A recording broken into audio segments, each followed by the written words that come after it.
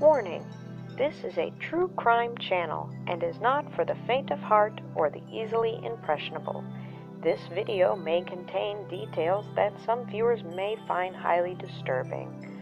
Viewer discretion is strongly advised. You have been warned.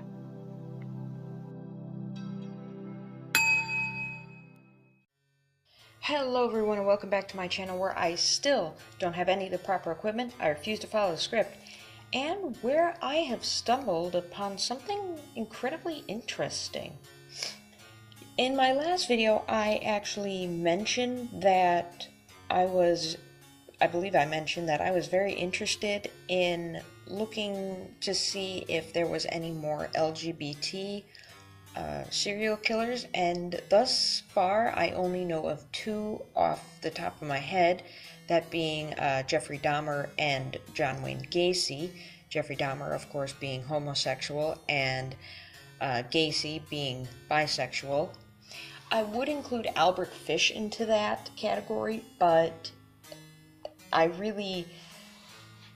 that's kind of a gray area for me because it was never once confirmed if he was bi, and which I do suspect he was, but also because with the progressive hearts and how that is, and the fact that I do not include pedophilia in with the LGBT because it's not, and it is a sickness, and I'm sorry if that offends anybody. Well, not really, but that's just my personal opinion on it. But, of course, that is another discussion for another day. But, now, without anything more to do or to say, you know the drill by now, my lovelies. Grab yourselves a beer, sit back, relax, and let's have ourselves a little conversation. Anyway, I was doing a little digging, and I stumbled across this kind of randomly. A woman who is transgender, she from male to female, a Douglas Perry or Donna Perry, depending on which name you want to call her by. Apparently, this was actually quite recent. Well, the article I'm going to be reading was in November of 2012. I've also seen articles that were published in 2014 and so on.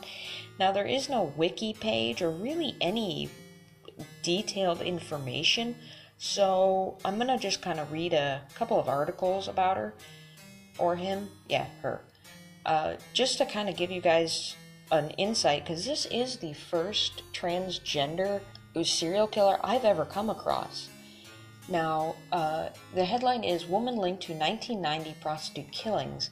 Investigators have linked a Spokane woman.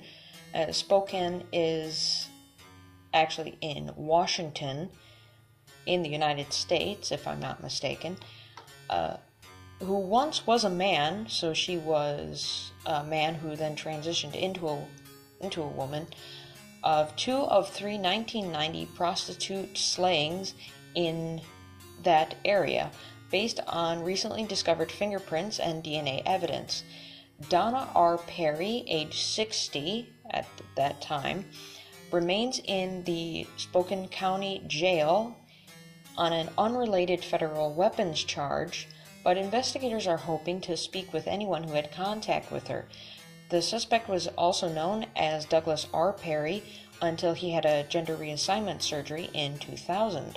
Detectives now have evidence linking Perry to the killings of Nikki Lowell and Kathy Brisbois, but they also believe Perry was involved in the killing of Yolanda Sapp because all 3 victims were killed within 3 months under similar circumstances in 1990, according to court records. All 3 prostitutes were shot to death with a .22 caliber gun, and their bodies were found in or near the Spokane River.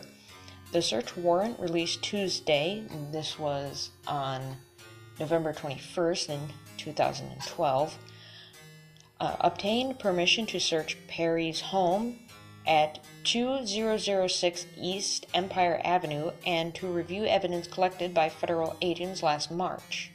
The search this month yielded women's underwear and pieces of a mattress. Sheriff's Deputy Craig Chamberlain said that these were found. Chamberlain said that detectives are still gathering evidence and would like to speak to people who knew of any of these 3 victims, as well as anyone who may have had contact with Douglas Perry during the late 1980s or early 90s.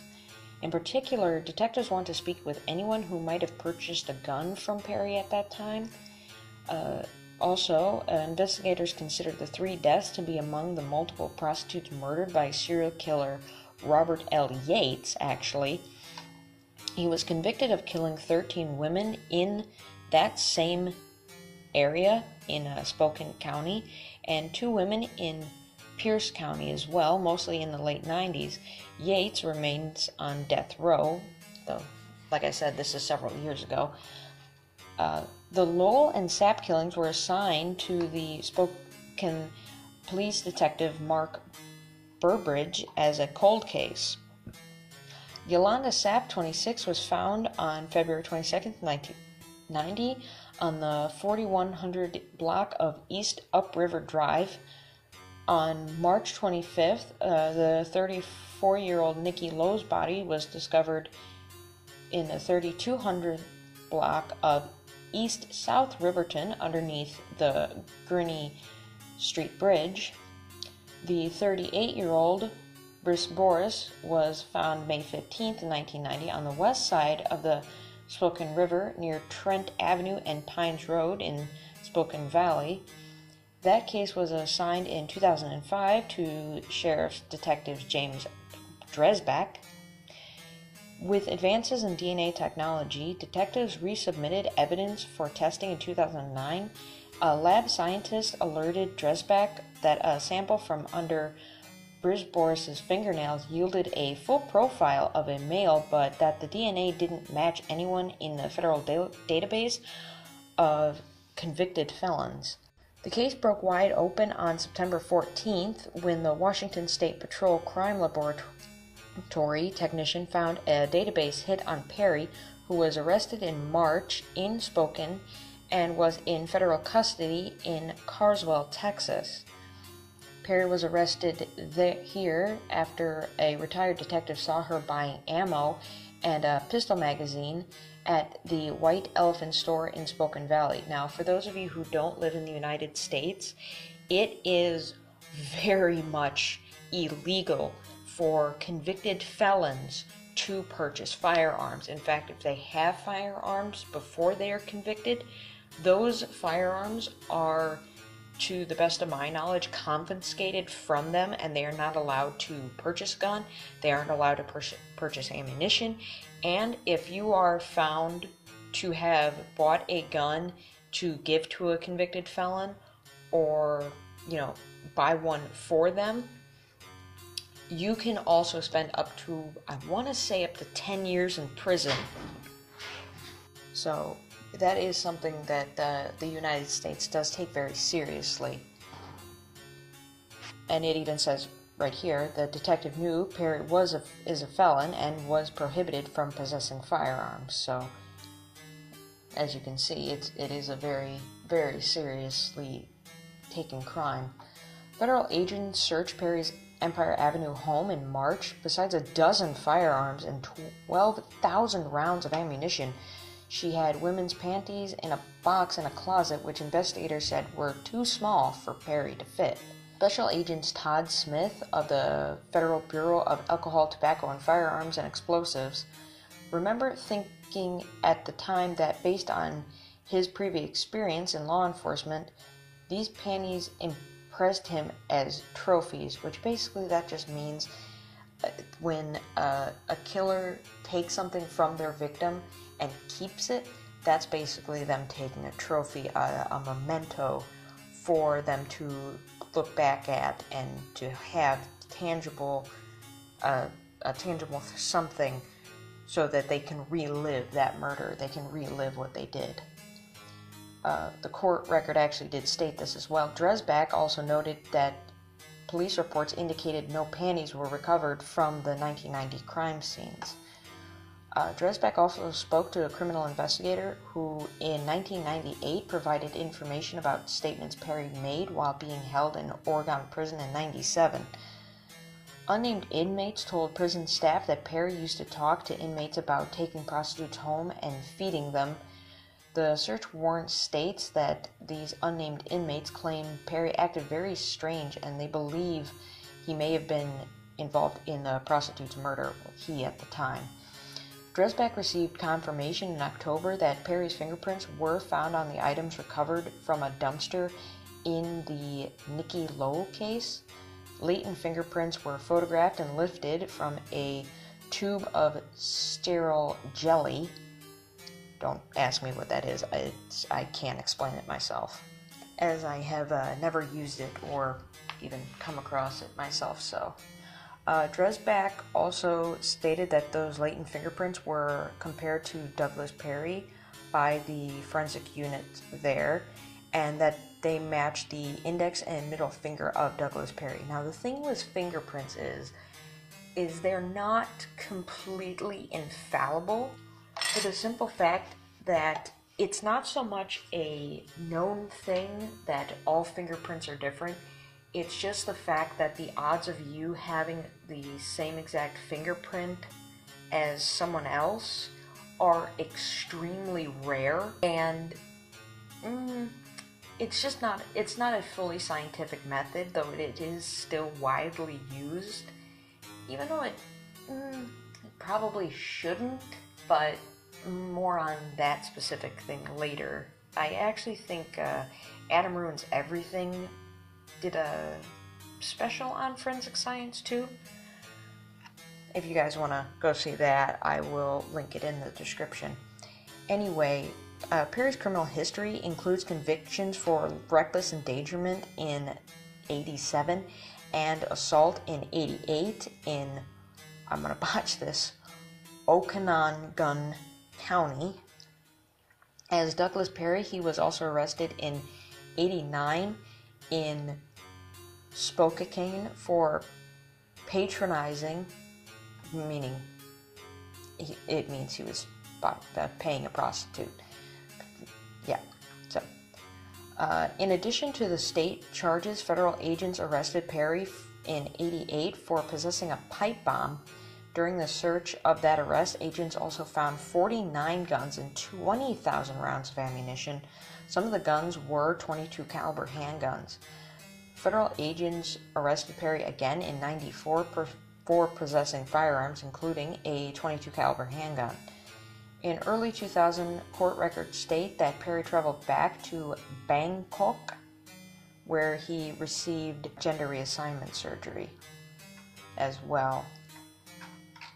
And that's just one of the articles that I found. Let's see if I can find another one. Okay, here's one from the Daily Mail.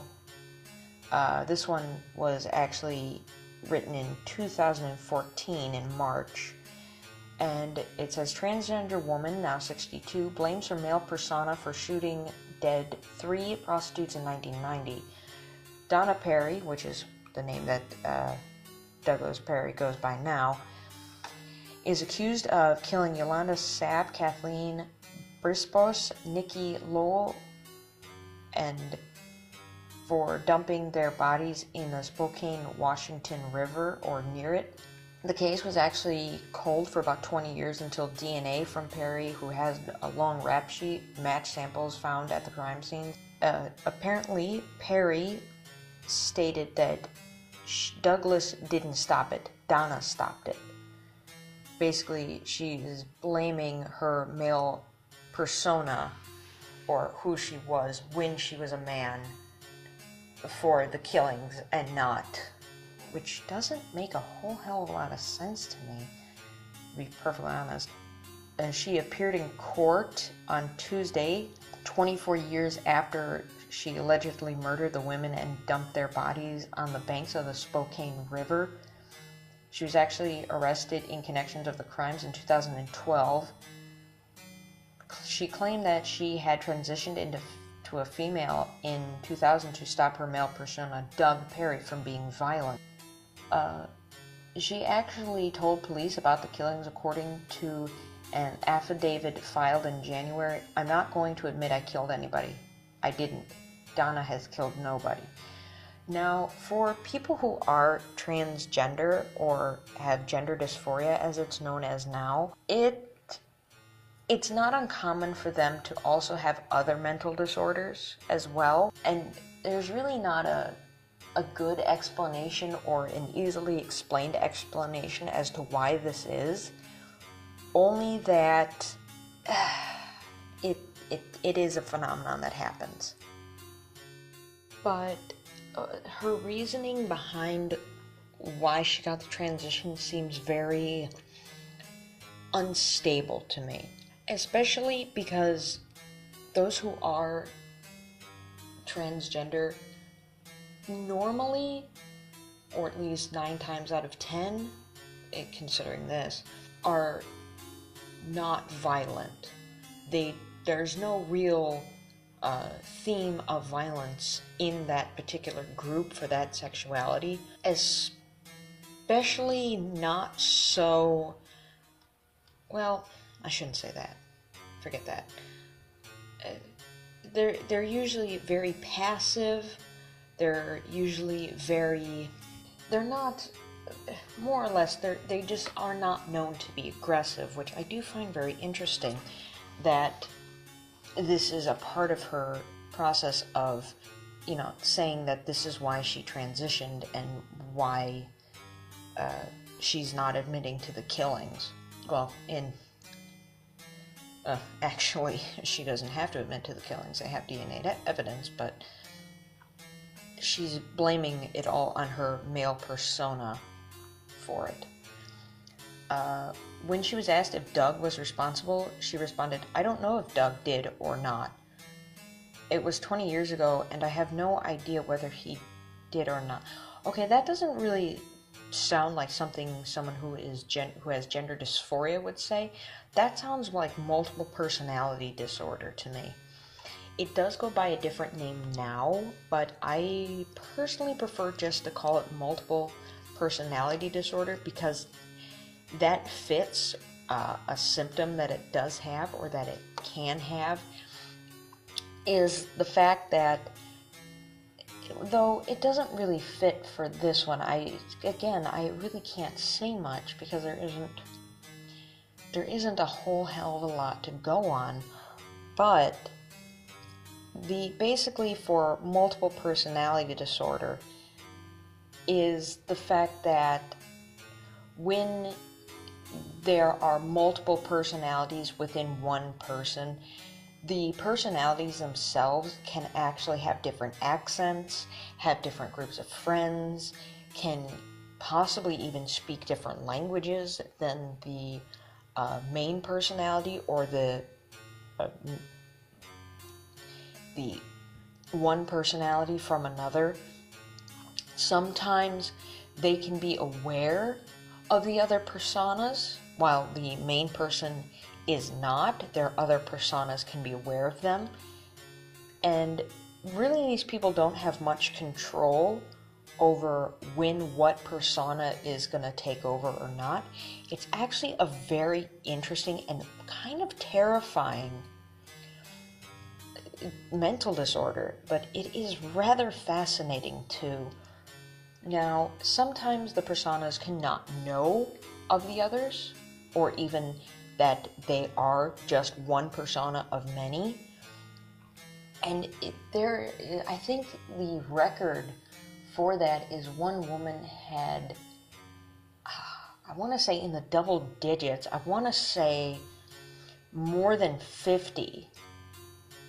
Let me look that up because I don't want to be wrong. Let's see.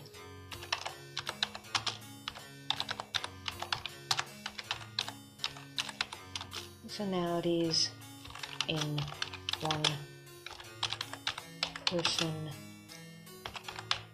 multiple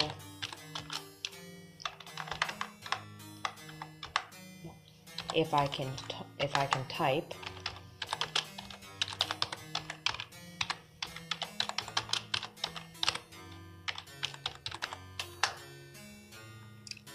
Okay, no, I was wrong. That was a Kim Noble. She was a woman with 100 different personalities, and I might talk about that after I finish up with this other woman here, because that is an interesting case.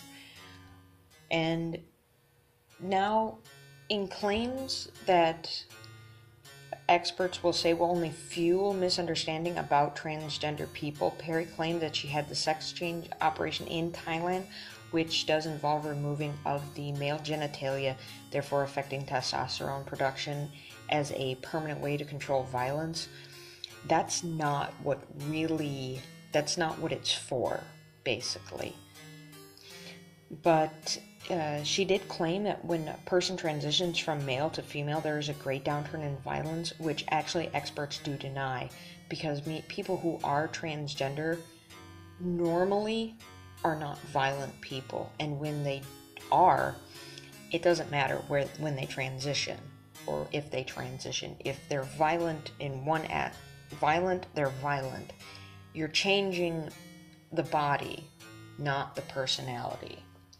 Although testosterone does add into aggressive behavior, it's actually seen that females can be just as aggressive, if not more so.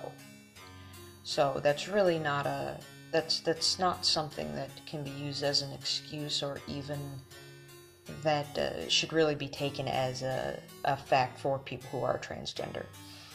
Now, she is accused of killing Yolanda Sapp, Kathleen Brice-Boris, and Nikki Lau, who police say were prostitutes, but don't let that affect,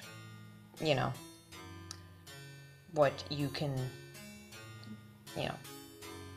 don't let that affect the if I can talk, the fact that they were murdered, because no one deserves to be murdered. The case actually ran cold for about 2 decades until Perry was linked to the crimes through DNA and fingerprint evidence. The fact that she actually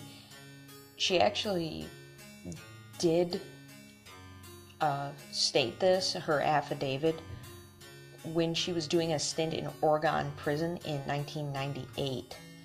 She claimed that she had killed 9 prostitutes because she couldn't breed, and the women had the ability to have children, and they were wasting it being pond scum. That sounds much more much more in tune to a serial killer, particularly one who is a psychopath. Now, Perry was being held at a $1 million bond in the Spokane County Jail and initially refused to appear in court on Monday. On Tuesday, the judge issued a drag order, which means she was just forced to appear in court. She didn't have a choice. But the experts have hit out at Perry's claim that her former identity was to blame. For some people, it's a metaphor. I was a different person when I came out. Dr. Jack Deschler, a New York City psychiatrist.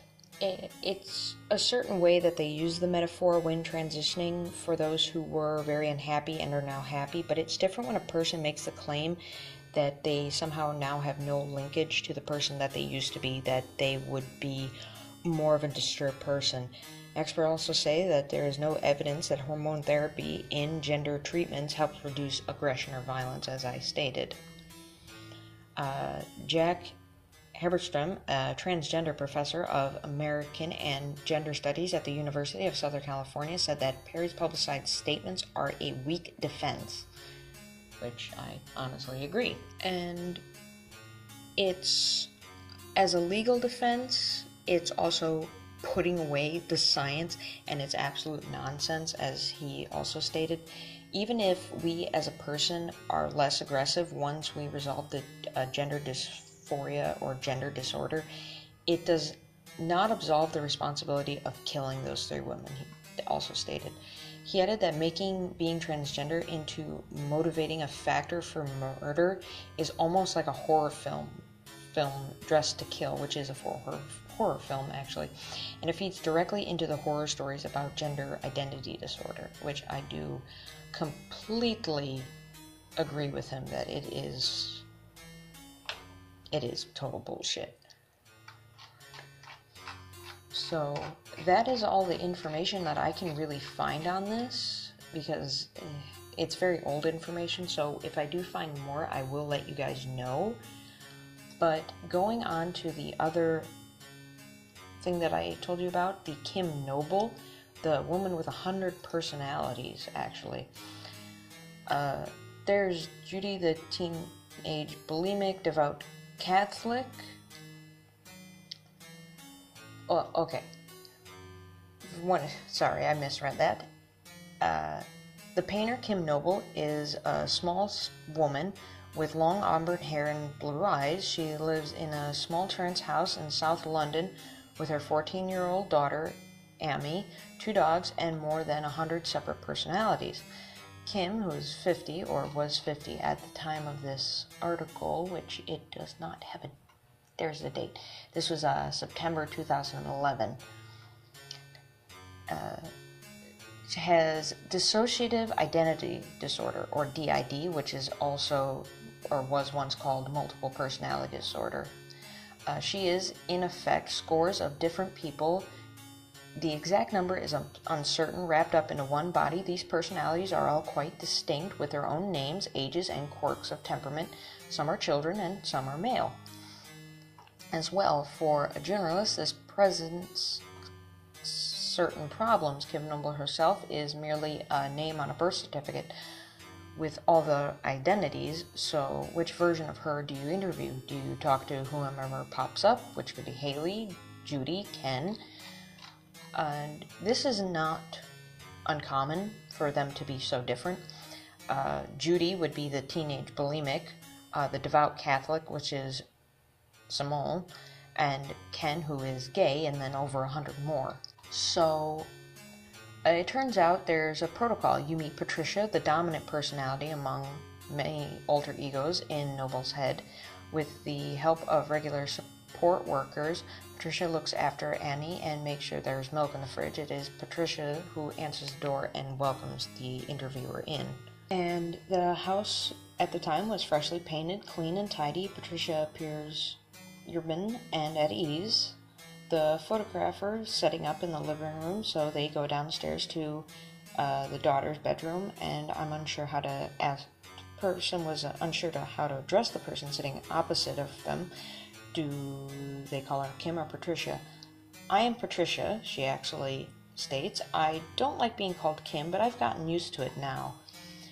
How often does this person change personality? Well, there are about 3 or 4 switches a day. What has happened so far? The morning spirit of the water had a bath. One of them was painting. It might have been Abby. And then the vacuum cleaning, another person was doing that before you came in. An alter ego that cleans, yes, that would be very handy. Yeah, I have my own cleaner, but nobody will do the garden, she said. The strangeness of Kim's story is something of what she has endured is revealed in this biography, All of Me.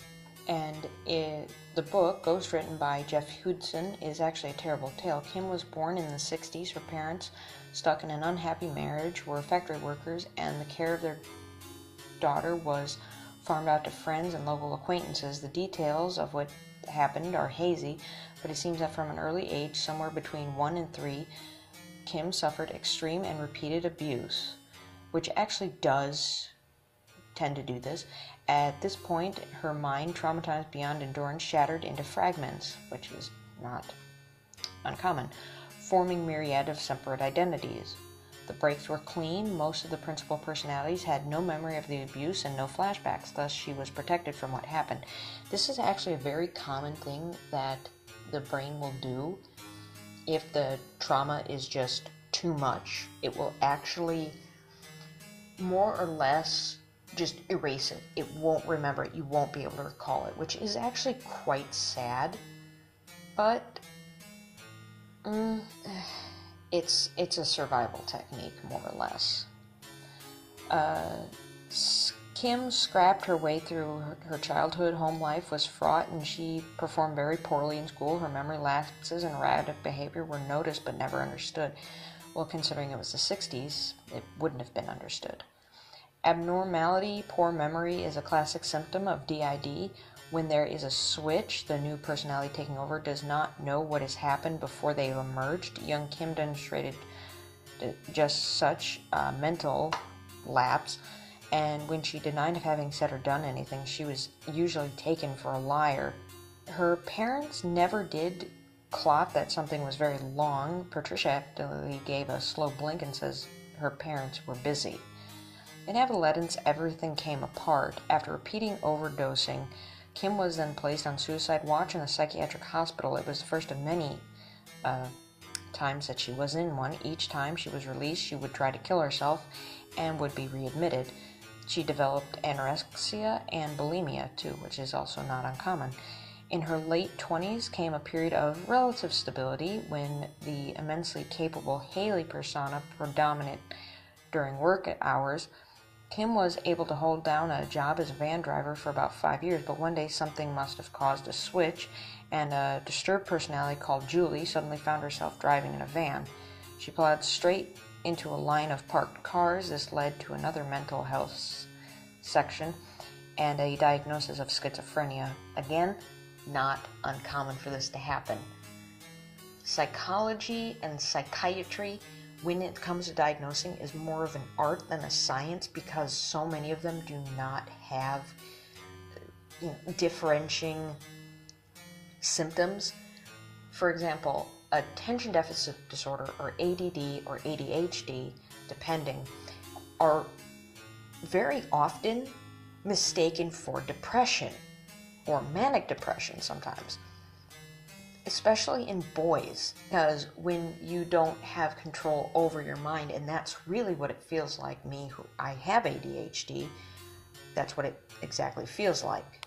It feels like your brain is not yours, and you can't think and you can't focus, and it's very scary, and it can lead to feelings of inadequacy and depression. And that is actually more common in boys, that not only that it's diagnosed, but it's also more likely diagnosed as it being depression, and sometimes it can actually be mistaken for being on the spectrum of Down syndrome or autism, which I don't fully understand myself, but it does happen.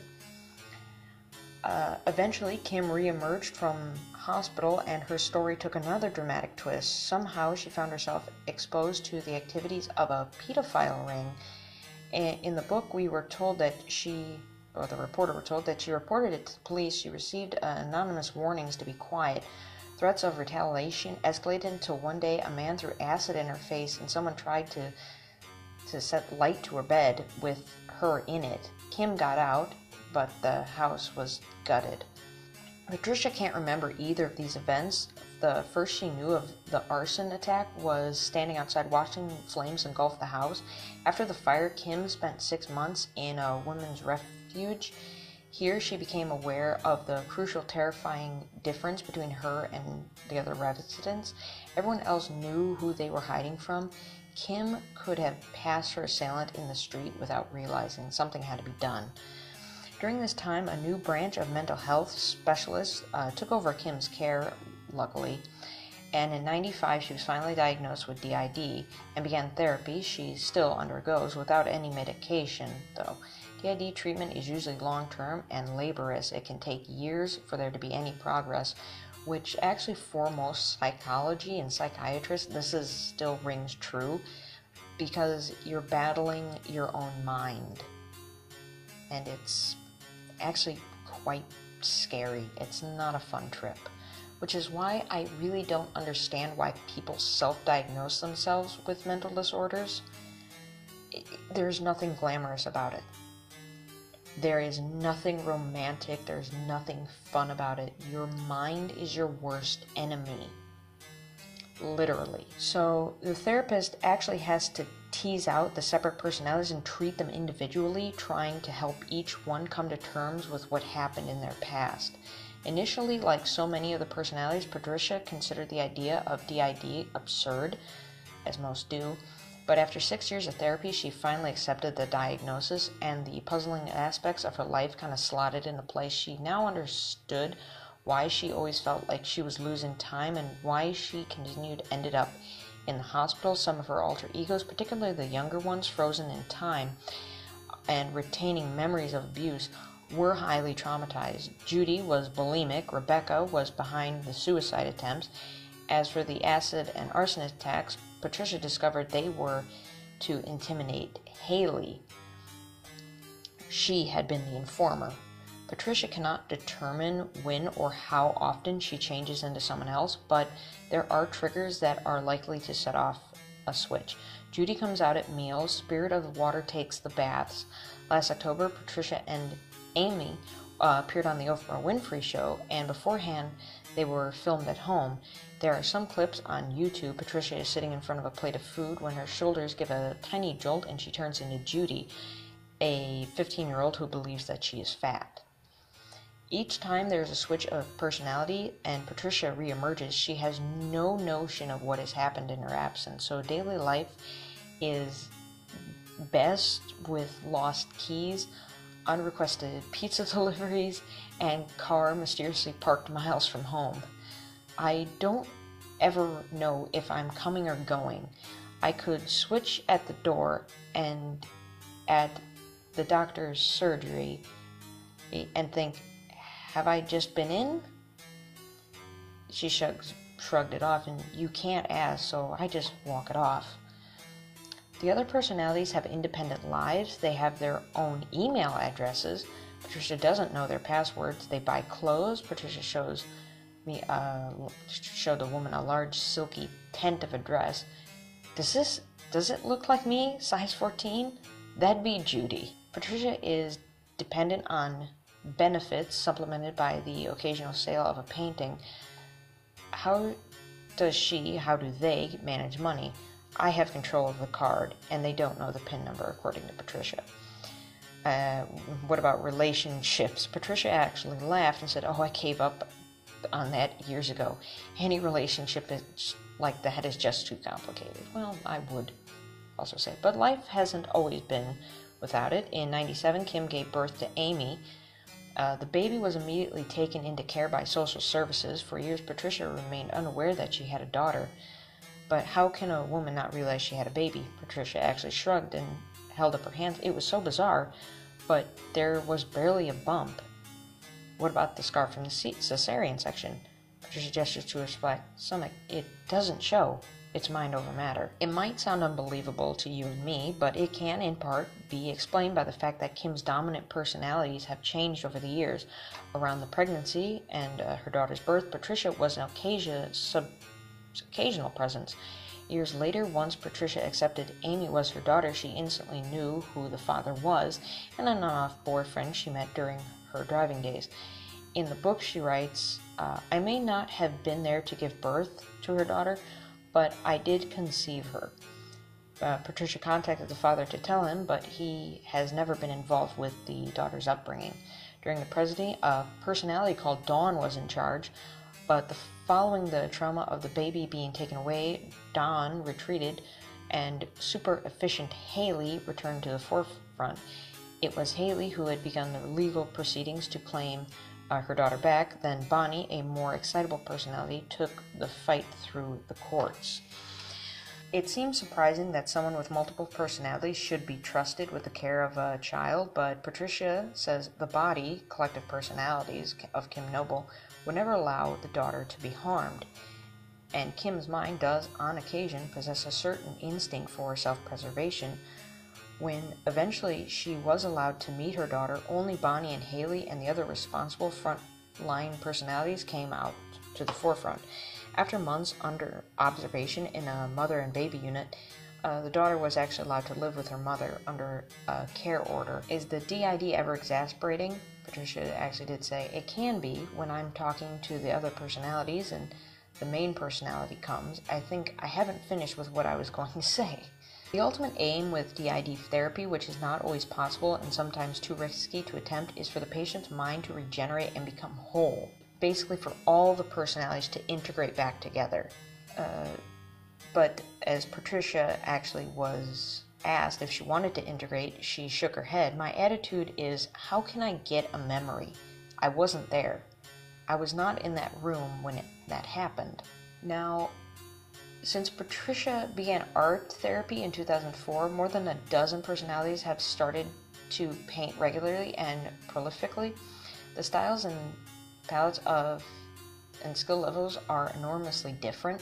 Some paintings are abstract, others are more representational. The painting of Rhea Pratt is very disturbed, actually. She is a very disturbed personality, and naive little cameos with whips and cages and wispy stick figures with a child being raped or abused, painted in lighter colors, actually. The first of Rhea's pictures was a horrible shock for Patricia. Amy was very little then, and I had to put it away because it was quite graphic. But when I see the paintings, I get excited. This is the nearest I'm ever going to get to being integrated. Now, to describe DID, it's actually a brilliantly creative survival device, and they can go further than normal people because they aren't held back, the different personalities. And it's sometimes more or less compared to Asperger's syndrome in that way. In Kim's case, however, or rather Patricia, represents a very successful adaptation, but the odds of her actually becoming Kim again as a whole are slim to none. But she is actually very famous in psychological circles for this. And that is all the time I have for you tonight. So I hope you guys enjoyed this little short video. And I will see you all next time. And remember, my murderous horde, blessed be, and stay classy.